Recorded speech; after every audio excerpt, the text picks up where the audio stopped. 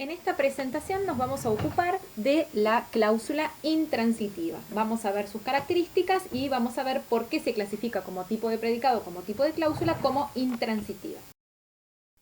En el ejemplo dice el gato duerme, ¿sí? El gato que duerme es Ciro, que está al pie de la diapositiva y que ha estado durmiendo durante toda la grabación de los videos. Tenemos el verbo duerme y el sujeto el gato, ¿sí? Cuyo núcleo es gato. En este caso, nosotros no necesitamos un complemento, a diferencia de lo que pasa con las cláusulas transitivas, para que complete al verbo duerme. Yo digo el gato duerme y se entiende perfectamente. Puedo agregar complementos, pero esos complementos no son pedidos por este verbo dormir. Vamos a ver entonces cuáles son las características de este tipo de predicado denominado intransitivo. Bien, a diferencia de lo que ocurre con las cláusulas transitivas, que tienen como núcleo verbal del predicado a un verbo transitivo, las cláusulas intransitivas no requieren de un complemento argumental que complete el significado del verbo, es decir, no requieren de objeto directo. Una cláusula que es clasificada como intransitiva no puede tener objeto directo porque no lo requiere, porque el verbo con el que está construida y que forma el núcleo del predicado no lo pide. Esas cláusulas se van a clasificar en intransitivas, lo que se denomina intransitivas puras o inergativas, que tienen un sujeto agente, o cláusulas intransitivas inacusativas, cuyo sujeto es paciente. Los verbos que expresan semánticamente movimiento, situación o estado, o procesos materiales y mentales, son los que permiten construir cláusulas intransitivas, es decir, cláusulas que no necesitan un objeto directo para completar su significado. Son verbos que pueden tener tanto valencia 1 como valencia 2. Vamos a desplegar a continuación cada una de las características que se enuncian en esta diapositiva para verlas más claramente. Bien, volvemos al ejemplo del inicio. Dice el gato duerme, no requiere de un complemento argumental que complete el significado del verbo. Yo no necesito que diga nada más para que el significado del verbo esté completo. Digo el gato duerme y comprendo que el gato está durmiendo, ¿sí? No necesito nada adicional.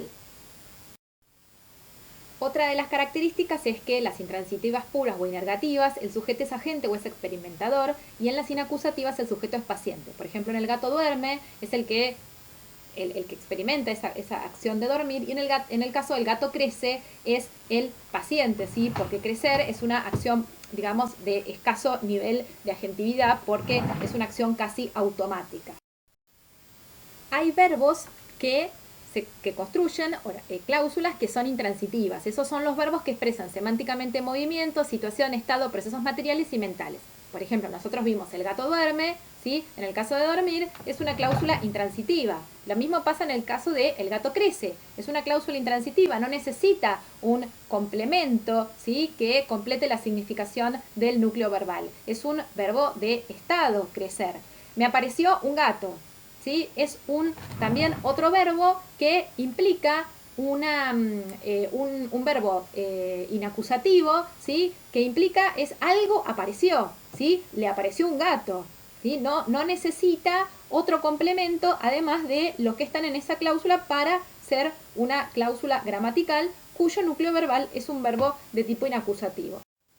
Bien, ¿qué pasa con esto de la valencia? Nosotros habíamos visto que no siempre existe una correspondencia exacta entre la cantidad de valencias y el tipo de verbo que tengo, porque las construcciones gramaticales son muy variadas y a veces yo puedo tener la cantidad de valencias que pienso que en abstracto se pueden pensar y a veces no.